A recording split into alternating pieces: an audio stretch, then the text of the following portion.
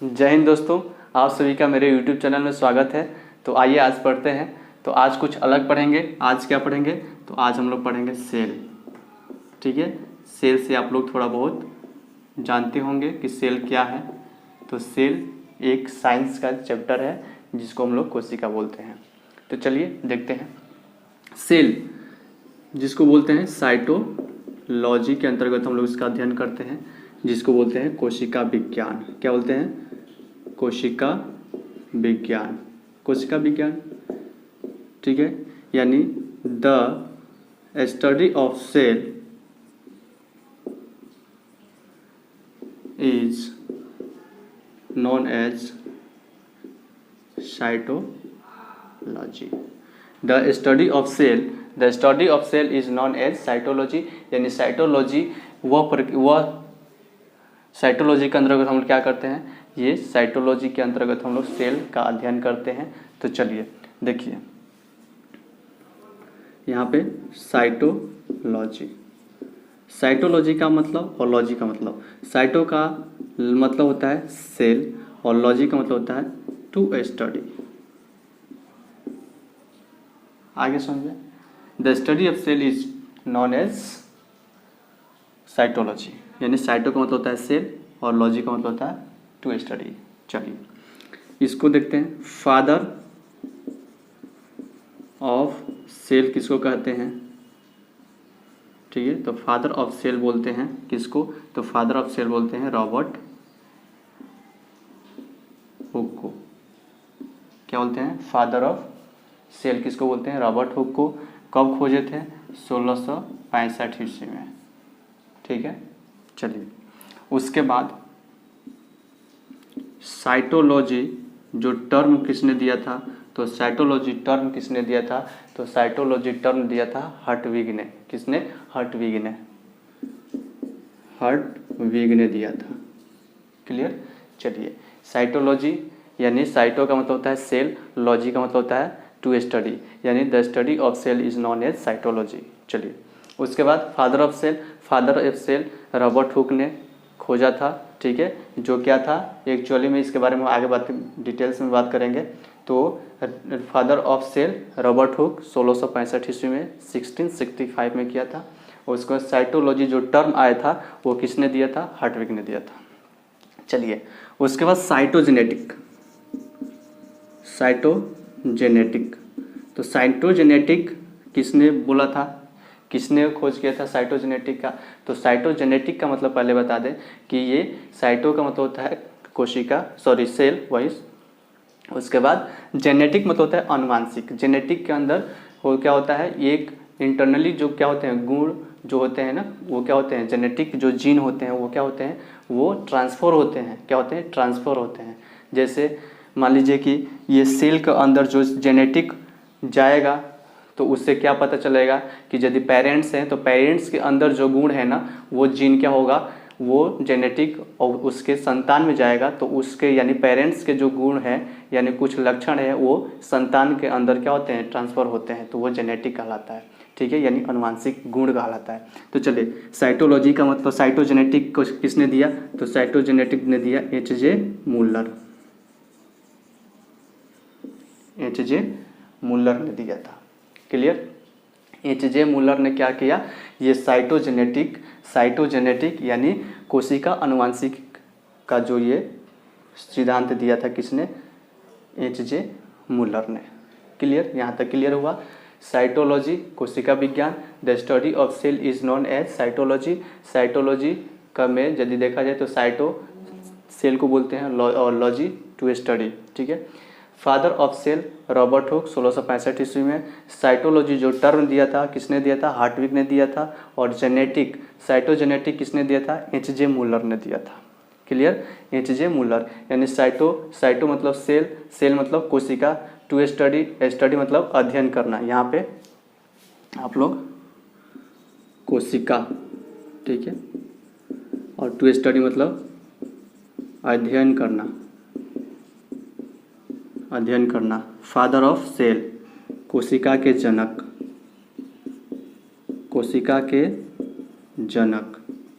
किसने? Robert Hooke, ठीक है। उसके बाद साइटोलॉजी टर्म किसने दिया था, तो साइटोलॉजी यानी कोशिका विज्ञान, कोशिका विज्ञान, ठीक है, जो शब्द दिया था वो किसने दिया था, जो टर्म दिया था किसने दिया था, हार्टविग ने दिया था। चलिए, ये कोशिका जेनेटिक यानी अनुवांशिक किसने दिया था, HJ। अब इसमें H क्या लिखे हम इसमें, चलिए HJ मूलर याद रखिए। चलिए HJ मूलर, ठीक है, HJ मूलर। इतनी बात समझ में आई। तो चलिए, साइटोलॉजी कोशिका विज्ञान, the study of cell is known as cytology. Cyto का मतलब सेल और लॉजी का मतलब टू स्टडी, यानी father of cell Robert Hooke. Cytology जो टर्म दिया था हार्टविग ने, और साइटोजेनेटिक HJ मूलर ने। चलिए स्क्रीनशॉट आप ले लीजिए। चलिए इसको अब मिटाते हैं। अब इसके आगे हम पढ़ेंगे डिस्कवरी ऑफ सेल। क्या पढ़ेंगे, discovery of cell, discovery of cell यानी कोशिका की खोज, कोशिका की खोज, कोशिका की खोज, ठीक है। सर्वप्रथम किसने किया था, तो कोशिका की खोज सर्वप्रथम किसने किया था, रॉबर्ट हुक ने किया था। रॉबर्ट हुक ने किस तरह किया था, तो रॉबर्ट हुक ने क्या किया था, एक लकड़ी का, ठीक है, लकड़ी का जो कर्क होता है ना, उसको लेकर और अपने द्वारा बनाए गए जो माइक्रोस्कोप था, सूक्ष्मदर्शी यंत्र था, उस पर देखा, ठीक है। तो उस पर देखा तो क्या प्रतीत हुआ, तो आगे बताते हैं हम। रॉबर्ट हुक ने क्या किया था, पहले देखा था, सर्वप्रथम किसने देखा था, सर्वप्रथम रॉबर्ट हुक ने देखा था। कब देखा था, 1665 ईस्वी में, ठीक है। 1665 ईस्वी में क्या किया था, रॉबर्ट हुक ने पहली बार देखा था अपने द्वारा माइक्रोस्कोप, जो अपने द्वारा बनाया गया था। ये उस टाइम में ये माइक्रोस्कोप क्या था, ज़्यादा डेवलप नहीं था। अब तो बहुत अच्छे क्वालिटी के माइक्रोस्कोप आ गए हुए हैं, ठीक है। लेकिन उस टाइम जो अपने द्वारा बनाया गया था उसी के द्वारा क्या देख पाया था। चलिए, इसने क्या किया था, इसने एक कॉर्क लिया था। क्या लिया था, कॉर्क। अब आप लोग बोलोगे कॉर्क क्या है, ठीक है। तो ये एक कॉर्क है, आप देख सकते हैं। आप लोग जैसे ये आप शीशा का कोई क्या करते हैं, एक पात्र लेते हैं शीशा, ठीक है, जिसको बोयाम कहते हैं आमतौर की भाषा में, है ना, बोयाम बोलते हैं, यानी शीशे जिसमें अचार वगैरह रखा जाता है। इससे पहले क्या किया जाता था, यहाँ पे एक लकड़ी का यहाँ पे इसको ढकने के लिए लगा दिया जाता था, लकड़ी का ऐसे ढक्कन लगा दिया जाता था। उसी को क्या बोला जाता है, कॉर्क। क्या बोला जाता है, कॉर्क। उसी को यानी कॉर्क को लेकर उसने क्या किया, माइक्रोस्कोप से देखा। माइक्रोस्कोप से क्या देखा, अपने द्वारा माइक्रोस्कोप से देखा तो उसने क्या देखा, छोटे छोटे क्या हुआ, उस पर छिद्र थे, यानी वो किसके समान था, तो वो ऐसे था, ऐसे था, यानी मधुमक्खी का छत्ता की तरह। क्या था, मधुमक्खी की छत्ता की तरह, ठीक है। ऐसे आपको इमेज आपको मिल जाएंगे। ये मधुमक्खी की छत्ता की तरह दिखा,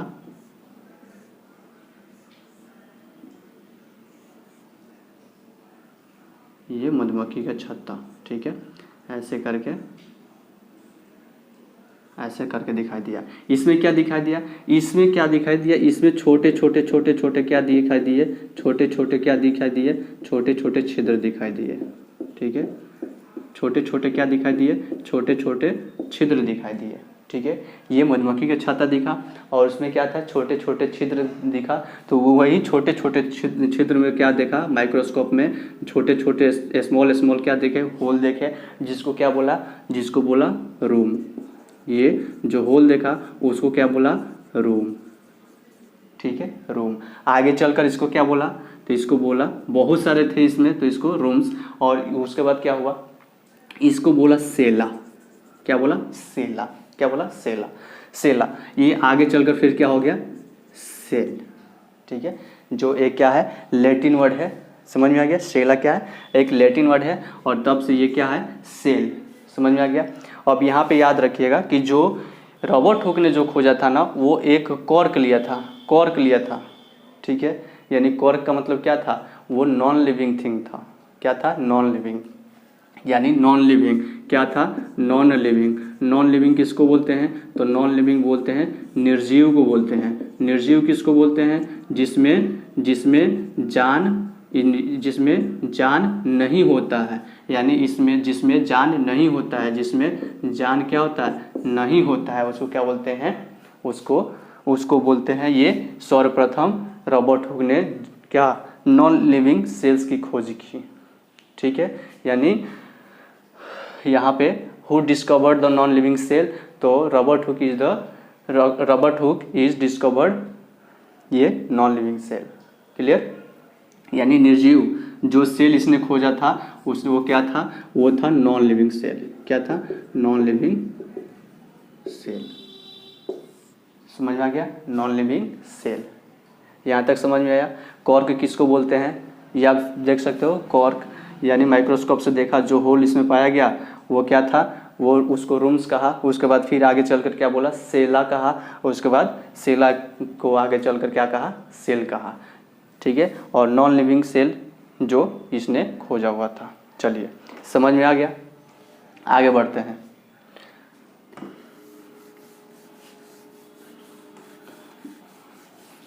उसके बाद आते हैं ल्यूवेनहॉक। कौन आते हैं, ल्यूवेनहॉक, ठीक है, ल्यूवेनहॉक, ठीक है। थोड़ा मीनिंग मिस्टेक हो सकता है, सो उसके लिए सॉरी। ल्यूवेनहॉक, चलिए ल्यूवेनहॉक आइए देखते हैं ल्यूवेनहॉक ने क्या हुआ। ल्यूवेनहॉक को बताया जाता है कि ये क्या बोलते हैं, एक नहा रहे थे, ठीक है। जब नहा रहे थे तो उनके नाखून में क्या हुआ, छोटे छोटे क्या हुए, पार्टिकल्स दिखाई दिए। क्या दिए, पार्टिकल्स दिखाई दिए। जब पार्टिकल्स वो दिखाई दिए तो एक्चुअली ये खोज करने के यानी ऐसा कुछ मूड में नहीं होते हैं, लेकिन फिर उस पर क्या होता है, फिर सोचते हैं कि चलो इस पर कुछ देखते हैं, वर्क करते हैं। तो ये अपने द्वारा माइक्रोस्कोप जो बनाए थे उसको क्या किए, ये 1674 ईस्वी में क्या करते हैं, 1674 ईस्वी में ये क्या करते हैं कि अपने नाखून में फंसे जितने भी पार्टिकल्स थे यानी उसको क्या करते हैं, माइक्रोस्कोप से देखते हैं। और माइक्रोस्कोप से देखने के बाद उनको क्या पता लगता है कि इसमें छोटे छोटे क्या है, कण है। क्या है, इसमें छोटे छोटे कण है। समझ में आ गया। तो जब ये छोटे छोटे कण क्या हुए, उसमें मूव करते हुए यानी घूमते हुए प्रतीत हुए। तो जब वो घूमते हुए प्रतीत हुए तो उसको क्या बोले, ये जो सबसे छोटे छोटे जो कण थे उसको क्या बोले, माइक्रोब्स बोले। और माइक्रोब्स का हिंदी होता है सूक्ष्म जीव। और सूक्ष्म जीव को हम लोग क्या बोलते हैं, तो सूक्ष्म जीव को उन्होंने क्या बोला, और हम लोग भी क्या बोलते हैं उसको, तो सूक्ष्म जीव को उन्होंने बोला बैक्टीरिया। यानी ये हुआ माइक्रोब्स। क्या बोले, माइक्रोब्स। माइक्रोब्स को बोलते हैं सूक्ष्म जीव। क्या बोलते हैं, सूक्ष्म जीव। और सूक्ष्म जीव को क्या बोला, बैक्टीरिया।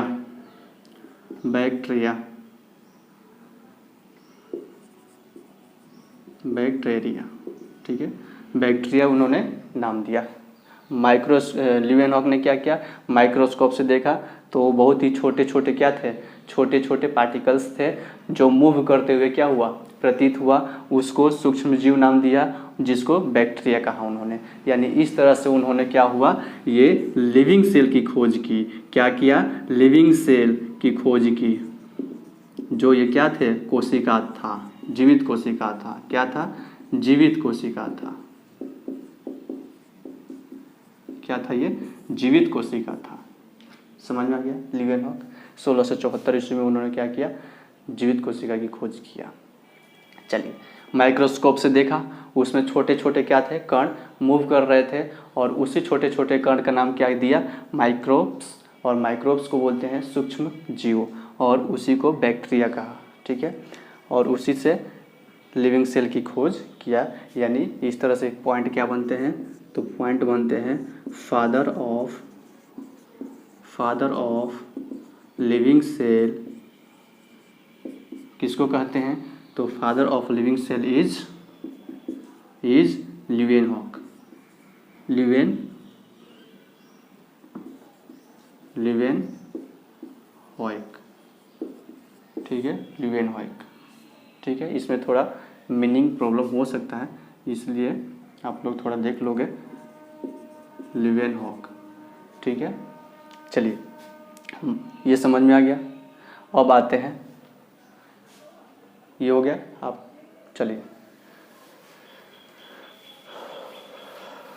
उसके बाद आते हैं, एक आते हैं बेचारे डॉक्टर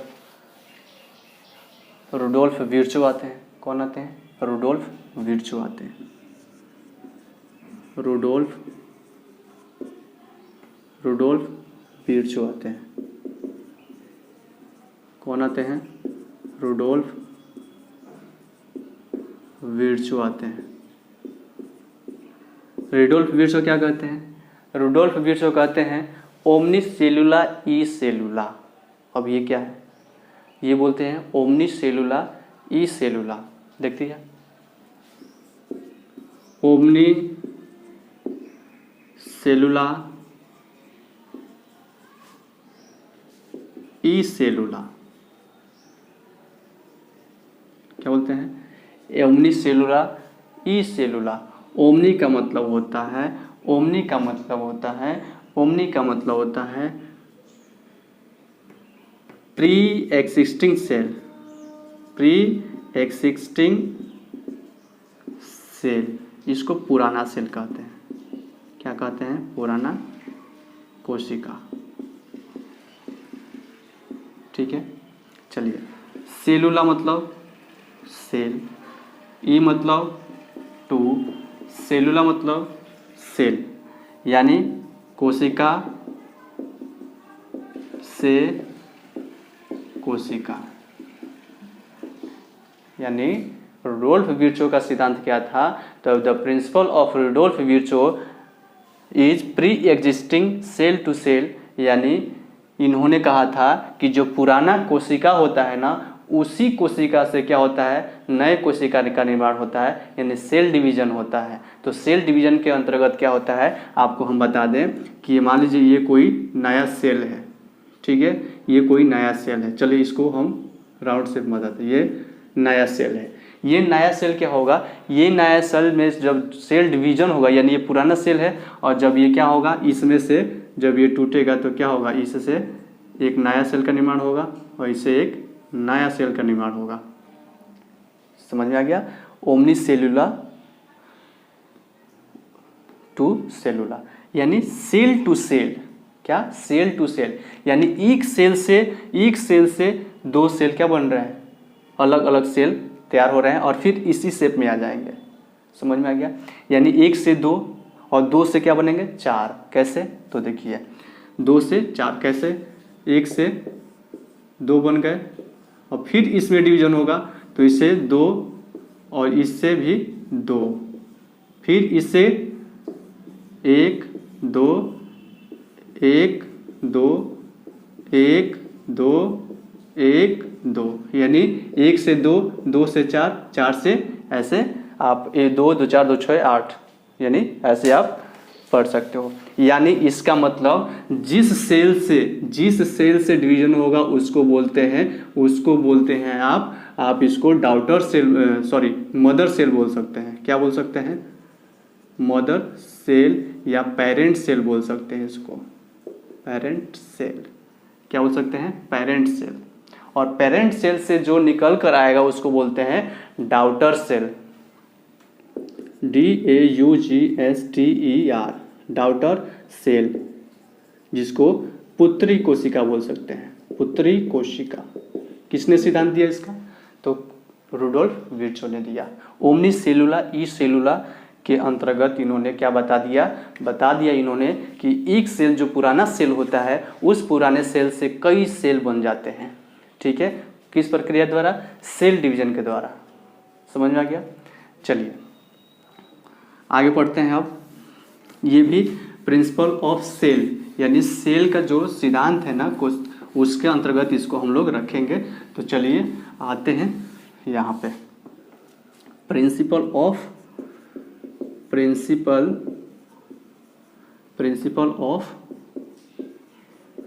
सेल, यानी कोशिका सिद्धांत। क्या पढ़ेंगे? कोशिका सिद्धांत। कोशिका सिद्धांत में क्या देखते हैं? तो कोशिका सिद्धांत में हम लोग सबसे पहले नाम आता है तो स्लाइडेन और स्वान का। क्या? स्लाइडेन और स्वान का देखते हैं। स्लाइडेन और स्वान। स्लाइडेन ये एनिमल के बारे में, क्या चीज़? एनिमल के बारे में अध्ययन किए थे जिसको जूलॉजी कहते हैं। और स्वान जो पौधों के बारे में ये स्टडी किए थे जिसको बोलते हैं बोटनी। बोटनी के ये थे और ये थे जूलॉजी। इसको जंतु विज्ञान बोलेंगे। और ये बोटनी किसको बोलेंगे? जो पौधों के बारे में, पादप विज्ञान इसको बोलेंगे, पादप विज्ञान। ठीक है। इन्होंने क्या बताया? इन्होंने बताया कि जो सेल है वो क्या है? वो सबसे छोटी, मानव शरीर की सबसे छोटी इकाई होती है। किसने बताया? तो इन दोनों ने क्या एक मतलब अपना सिद्धांत दिया कि जो सेल होता है वो सजीवों की क्या होती है? सूक्ष्मतम इकाई होती है। यानी जीवों की क्या होती है? यानी जीवों की सूक्ष्मतम यानी सबसे छोटा इकाई होती है। ठीक है। क्या होती है? जो कोशिका होती है वो जीवों की सूक्ष्मतम इकाई होती है। ठीक है। The cell is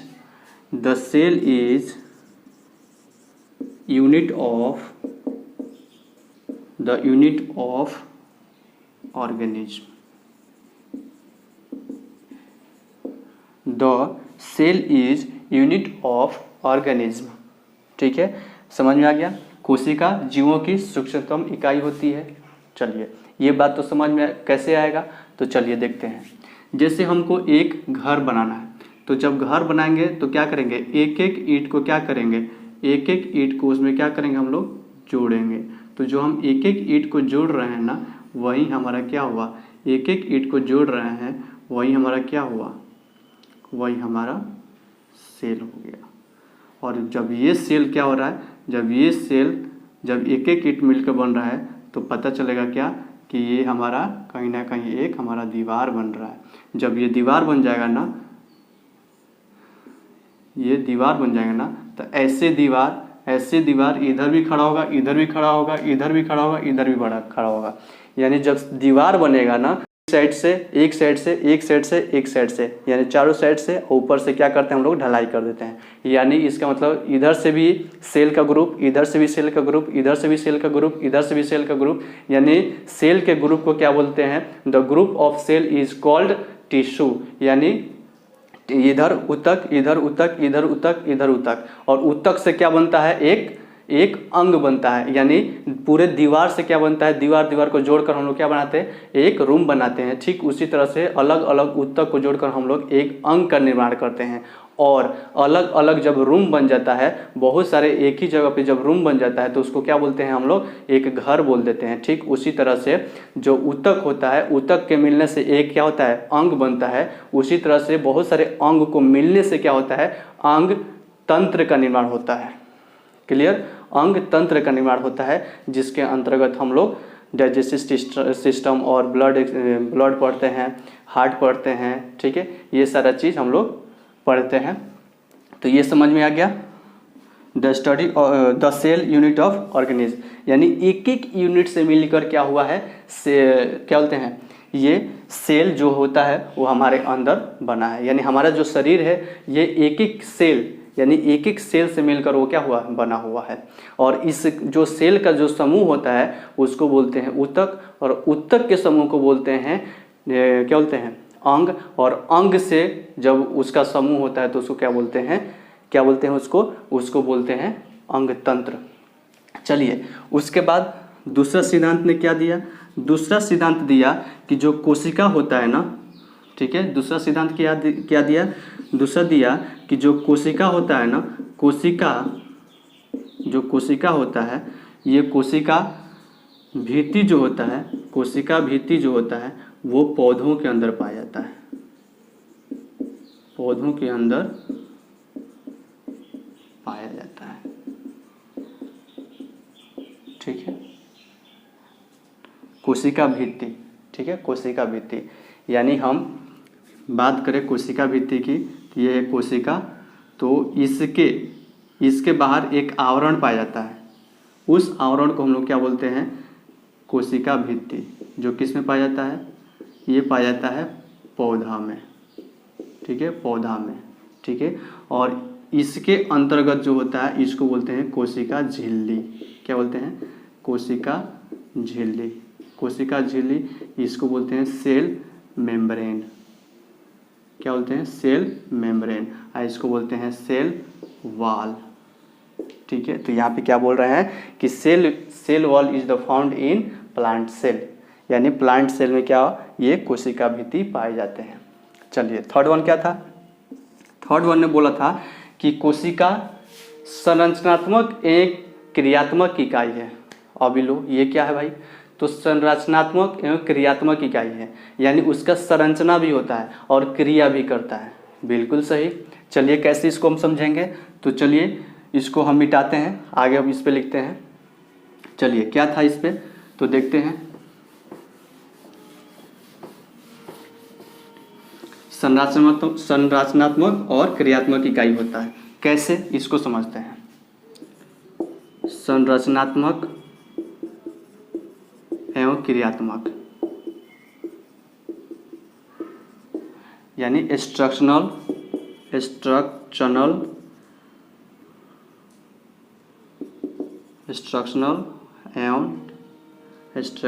and functional.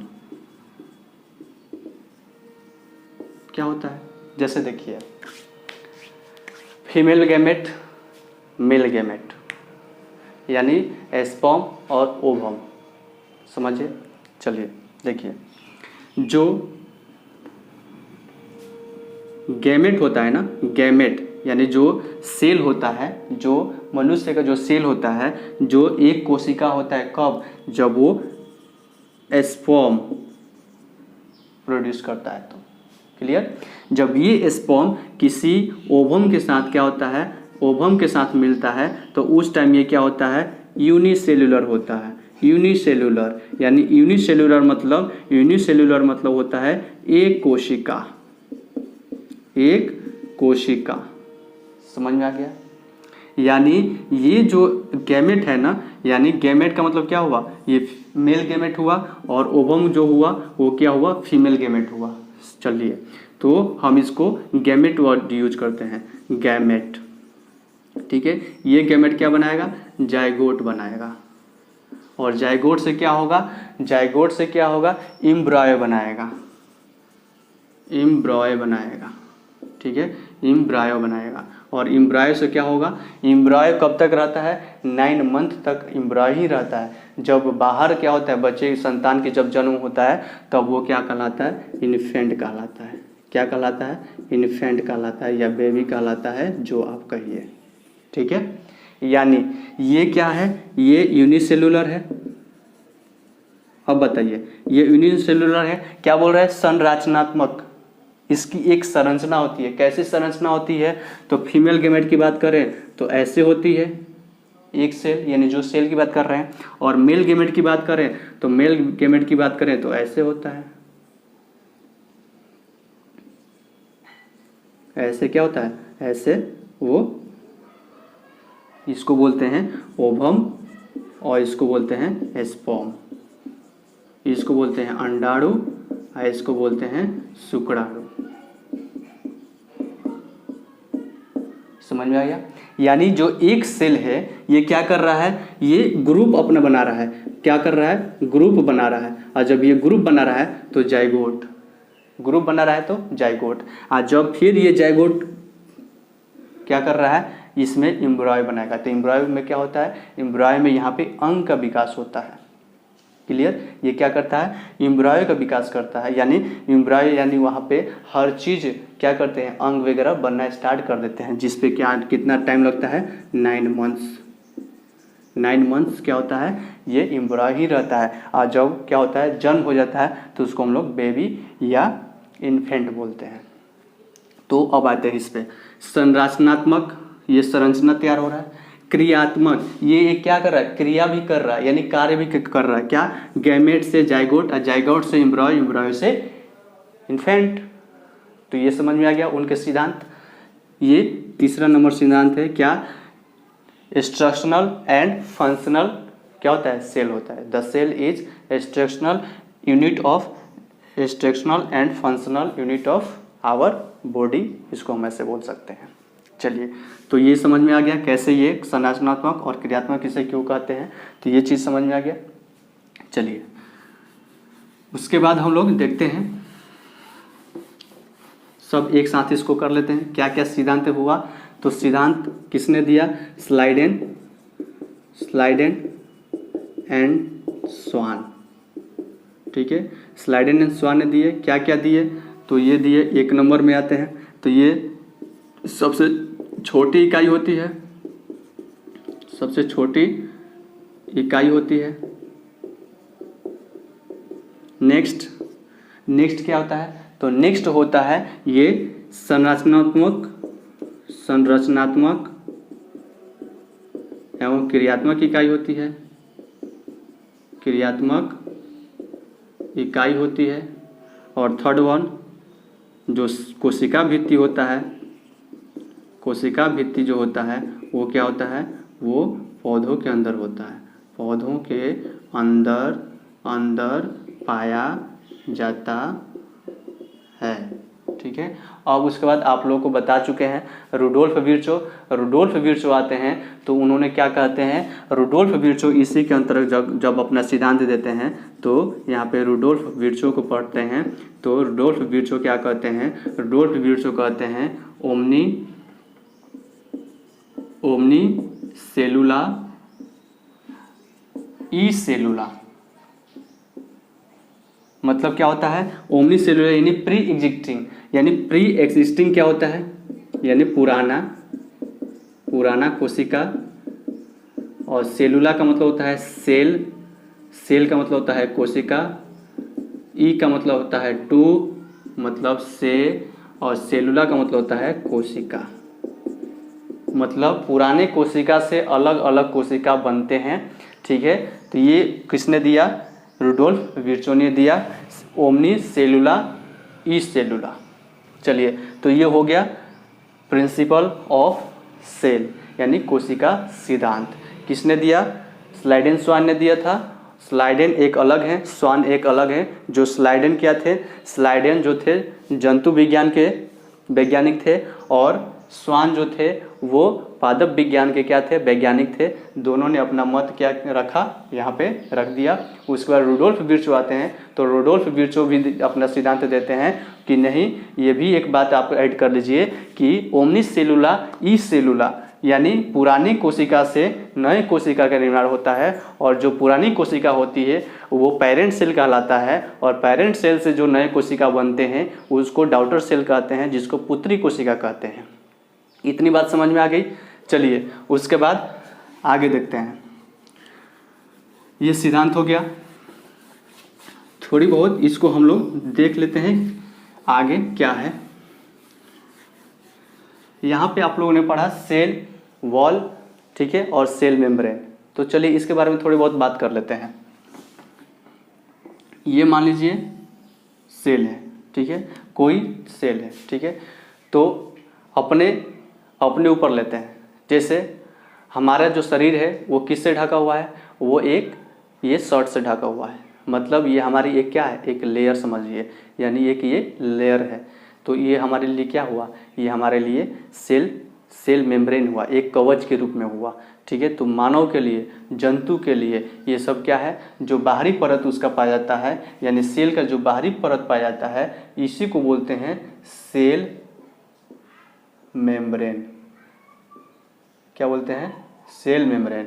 इसको बोलते हैं प्लाज्मा मेम्ब्रेन। क्या बोलते हैं, प्लाज्मा मेम्ब्रेन, प्लाज्मा मेम्ब्रेन, और इसको मेम्ब्रेन, इसको हिंदी में क्या बोलते हैं? तो इसको बोलते हैं कोशिका, इसको बोलते हैं कोशिका, इसको बोलते हैं कोशिका, इसको बोलते हैं झिल्ली, या इसको प्लाज्मा झिल्ली बोलते हैं, प्लाज्मा झिल्ली बोलते हैं। ठीक है, ये प्लाज्मा झिल्ली कहते हैं।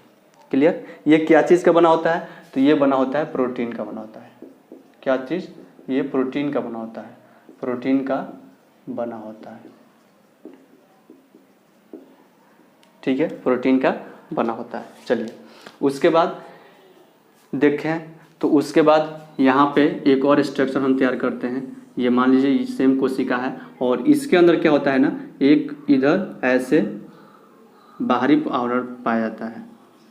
ठीक है, यानी सेल मेम्ब्रेन, सेल मेम्ब्रेन के ऊपर भी और एक पाया जाता है। यानी हम शॉर्ट पहने हैं और उस पर से हम क्या करें, कोट पहन लें। ठीक है, तो कोट जो हमारा होगा वो क्या होगा, सेल वॉल होगा, और जो शॉर्ट है वो हमारा क्या होगा, सेल मेम्ब्रेन होगा। मतलब ये हुआ कि जो सेल वॉल होता है वो मनुष्य में नहीं पाया जाता है। हम ऐसे एग्जाम्पल के तौर पे बता रहे हैं, तो आप लोग ऐसे समझें। ये किस में पाया जाता है? ये पाया जाता है पेड़ में पाया जाता है, यानी पादप में पाया जाता है। ये क्या है? सेल वॉल, जिसको बोलते हैं कोशिका भित्ति। जो कोशिका भित्ति क्या करता है? कोशिका भित्ति इसको पौधे को सुरक्षा प्रदान करता है, और सेल मेम्ब्रेन जो होता है वो इंटरनली क्या करता है, प्रोटेक्ट करता है, इंटरनली प्रोटेक्ट करता है। इसको कोशिका झिल्ली कहते हैं, कोशिका झिल्ली कहते हैं। आप समझिए इसको। सेल मेम्ब्रेन, यानी सेल मेम्ब्रेन जो होता है वो एनिमल में पाया जाता है, और सेल वॉल किस में पाया जाता है? वो सेल वॉल पाया जाता है प्लांट सेल में। यानी ये है एनिमल सेल, ये है एनिमल सेल, एनिमल का सेल, और ये है प्लांट सेल। क्या है ये? Plant cell. यानी एनिमल के अंदर सिर्फ सेल मेम्ब्रेन बोले या प्लाज्मा मेम्ब्रेन बोले ये पाया जाता है, और प्लांट सेल में क्या पाया जाता है? सेल वॉल पाया जाता है और सेल मेम्ब्रेन पाया जाता है। यानी मनुष्य के अंदर, जंतु के अंदर क्या पाया जाता है? एक से मतलब एक ही पाया जाता है, एक ही लेयर पाया जाता है। क्या पाया जाता है? तो एक पाया जाता है आपको सेल मेम्ब्रेन या प्लाज्मा मेम्ब्रेन उसको बोलेंगे। अच्छा, उसके बाद प्लांट सेल में क्या पाया जाता है? तो प्लांट सेल में सेल मेम्ब्रेन भी पाया जाता है और सेल वॉल भी पाया जाता है। क्लियर? तो ये आप लोग अच्छे से याद रखिएगा। ये क्या चीज़ का बना होता है? तो ये बना होता है सेलुलोज का, सेलुलोज का बना होता है, सेल्यूलोज। सेल्यूलोज क्या होता है? तो सेल्यूलोज एक तरह का समझिए, तो ये क्या होता है? एक सेल्यूलोज। ये क्या होता है? सेल्यूलोज के द्वारा हम लोग, इसका वर्क क्या है? तो सेल्यूलोज के द्वारा हम लोग क्या करते हैं? कागज़ वगैरह तैयार करते हैं। नोट का जो कागज़ होता है उसे तैयार करते हैं। शर्ट वगैरह, कमीज़ वगैरह बनाने का काम आता है, कपड़े बनाने का काम आता है सेल्यूलोज के द्वारा। क्लियर? सेल्यूलोज के, ये जो सेल्यूलोज होता है ना, ये आप लोग अच्छे से समझिए कि सेल्यूलोज ये आखिर पाया जाता है। तो सेल्यूलोज क्या होता है? तो सेल्यूलोज से कागज़ वगैरह बनाया जाता है, शर्ट वगैरह बनाया जाता है, और कपड़े सब बनाए जाते हैं। चलिए, इतनी बात समझ में आ गई। ये एनिमल सेल और प्लांट सेल समझ में आ गया। चलिए उसके बाद आगे हम बताते हैं नेक्स्ट थिंग क्या है, तो इसको हम लोग अभी मिटाते हैं। चलिए, सेल वॉल, सेल मेम्ब्रेन पढ़ लिए, उसके बाद हम लोग आगे पढ़ेंगे क्या है। तो इसमें कुछ हम लोग सेल के अंदर इतना सारी चीज़ हम लोग जाने, तो सबसे पहले थोड़ा की पॉइंट याद कर ले। की पॉइंट क्या है? ठीक है, की पॉइंट यानी लार्जेस्ट, ठीक है, लार्जेस्ट इन द वर्ल्ड। विश्व का सबसे बड़ा कोशिका, विश्व का सबसे बड़ा कोशिका क्या होता है? तो विश्व का सबसे बड़ा कोशिका होता है शुतुरमुर्ग का अंडा, ostrich egg. Ostrich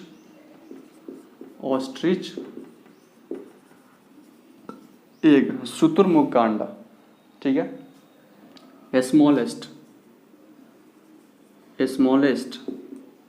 in world, smallest in world, यानी संसार में जो सबसे छोटी कोशिका होती है उसको बोलते हैं माइकोप्लाज्मा। क्या बोलते हैं? माइकोप्लाज्मा। माइकोप्लाज्मा, ठीक है, इसमें सेल वाल नहीं पाए जाते हैं, ठीक है, इसमें सेल वाल नहीं पाए जाते हैं। अब आप बोलिएगा ये कौन सी बात है, तो फिर सेल वाल किस में पाया जाता है, तो इसमें सेल वाल क्या होता है, इसमें सेल वाल क्या होता है, नहीं पाया जाता है, ठीक है। अच्छा, इसमें जब सेल पाया जाता है, यानी वैसे सबसे छोटी कोशिका जिसमें सेल वाल पाया जाता हो तो इसको बोलते हैं न्यूमिनोडाइसिस्टस। क्या बोलते हैं, न्यूमिनोडाइसिस्टस। न्यूमिनोडाइसिस्टस क्या होता है, न्यूमिनोडाइसिस्टस, यानी जिसमें प्लाज्मा वॉल सेल वाल नहीं पाया जाता है वो इसमें माइक्रोप्लाज्मा सबसे छोटी होती है। और दुनिया की सबसे छोटी कोशिका जिसमें सेल वाल पाई जाती है उसको बोलते हैं न्यूमिनोडाइसिस्टस। तो न्यूमिनोडाइसिस्टस, इसमें सेल वाल पाया जाता है। आई बात समझ में। माइकोप्लाज्मा को जोकर ऑफ द सेल कहा जाता है। क्या कहा जाता है, जोकर ऑफ द सेल। क्यों कहा जाता है इसको, आपको ये mycoplasma cell joker of the cell क्यों कहा जाता है, क्योंकि इसको ये जो माइकोप्लाज्मा है ना ये क्या है, इसमें सेल वाल नहीं पाया जाता है। तो जब इसको पता लगाया गया तो पहले तो पता नहीं लगाया गया कि सेल वाल उसमें पाया जाता है कि नहीं पाया जाता है, तो जंतु में भी रखे और पादप में भी रखे, यानी पादप किंगडम यानी जंतु विज्ञान में भी रखे और पहले जंतु विज्ञान और पादप विज्ञान दोनों में रखे, है ना। अच्छा, ये माइकोप्लाज्मा होता है ना, ये अपना रंग बदलते रहता है, ठीक है, अपना रंग बदलते रहता है, तो इसलिए इसको जोकर ऑफ द सेल कहा जाता है।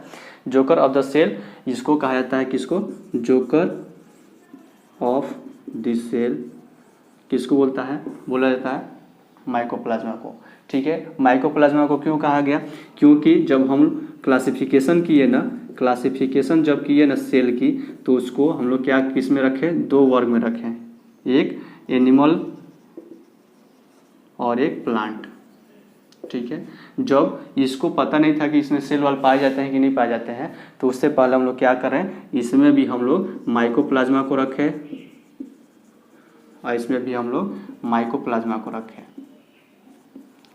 ठीक है। दोनों में माइकोप्लाज्मा था, ठीक है। ये अपना रंग इधर उधर बदलते रहता है, ये सारा चीज़ अपना आकार बदलते रहता है। तो इसका मतलब ये माइकोप्लाज्मा था, ये क्या किया, जब इसको हम लोग स्टडी किए तो पता लगा कि नहीं इसमें सेल वाल नहीं पाया जाता है। तो जब नहीं पाया जाता है तो ये यहाँ से कट गया, यानी हट गया, ठीक है। और यहाँ पे माइकोप्लाज्म यानी एनिमल में माइकोप्लाज्म पाए जाते हैं, तो यहाँ पे एनिमल ऑफ द सेल कहा गया। समझ में आ गया। तो इस तरह से जोकर ऑफ द सेल इसको कहा जाता है, किसको, माइकोप्लाज्मा को। चलिए, उसके बाद जिसमें सेल वाल पाया जाता है वो दुनिया की सबसे छोटी सेल हो जाती है, कौन, न्यूमिनोडाइसिस्टस। चलिए, उसके बाद इसको याद रखिएगा। उसके बाद नेक्स्ट क्या था, नेक्स्ट है कि लार्जेस्ट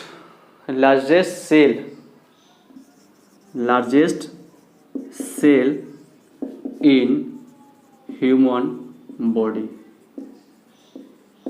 मानव शरीर की सबसे बड़ी कोशिका कौन सी है, तो वो है ब्रेन की कोशिका। कौन है ये, ब्रेन की कोशिका जिसको बोलते हैं न्यूरॉन। क्या बोलते हैं, न्यूरॉन, ठीक है। Smallest cell in human body. तो मानव शरीर की सबसे छोटी कोशिका क्या होती है, तो मानव शरीर की बात हो रहा है, तो ये होता है आरबीसी, जो हम पहले इस पर डिस्कस कर चुके हैं, ठीक है, आरबीसी, ठीक है। चलिए, आरबीसी में याद रखिएगा, आरबीसी में न्यूक्लियस नहीं पाया जाता है, जो हम आगे स्टडी करेंगे। चलिए, उसके बाद लार्जेस्ट सेल इन ठीक है, लार्जेस्ट सेल इन ह्यूमन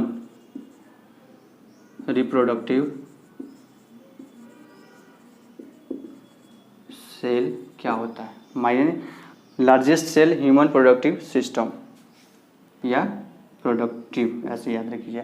यानी मानव शरीर में जो जनन कोशिका है, जो रिप्रोडक्टिव सेल है, वो क्या होता है, तो मानव शरीर में सबसे बड़ा जो रिप्रोडक्टिव यानी जनन कोशिका जो होता है वो होता है ओवम, जिसको ओवा भी बोलते हैं, ठीक है, या इसको अंडाणु भी बोलते हैं।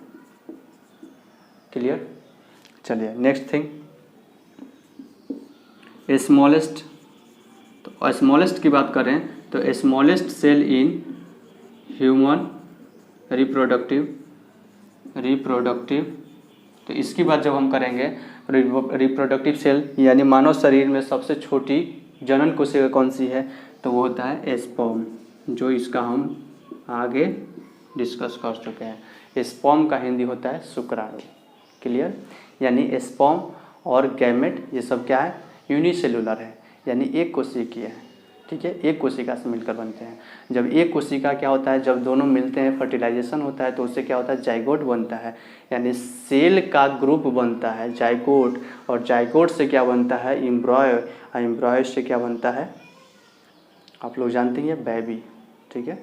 तो ये आप लोग ये बहुत पहले ये सब डिस्कस हो गया है, लेकिन जो की पॉइंट है उसको हम याद रखेंगे। Largest in the world, largest cell, इसको यहाँ पे याद रखिएगा, लार्जेस्ट सेल की बात हो रहा है, largest cell in the world. Ostrich egg, largest in the world. Mycoplasma, mycoplasma में सेल वॉल नहीं पाया जाता है, नहीं पाया जाता है, ठीक है। जब पता लगा, जब इस पर वैज्ञानिक अपना सर्च किए तो पता निकल हुआ कि इसमें सेल वाल जो होता है ना, उसमें वो किस में पाया जाता है, सबसे जो छोटी कोशिका होता है उसमें न्यू मोनोडाइसिस्टस में पाया जाता है। Largest cell in human body, तो largest cell in human body यानी मानव शरीर की सबसे बड़ी कोशिका कौन सी है, न्यूरॉन, कहाँ पाई जाती है, ब्रेन में। Smallest cell in human body, RBC, RBC के आप लोग बता ही दिए हैं। चलिए, largest cell human reproductive system यानी रिप्रोडक्टिव सेल यानी ओवा यानी ओवम, ये किसके अंदर होता है, ये होता है फीमेल के अंदर। किसके अंदर होता है, फीमेल गैमेट होता है, और ये मेल गैमेट होता है। क्या होता है, मेल गैमेट होता है। समझ में आ गया। चलिए, इतनी बात समझ में आ गया। बहुत लंबा ये चैप्टर है, इसको आप लोग पहले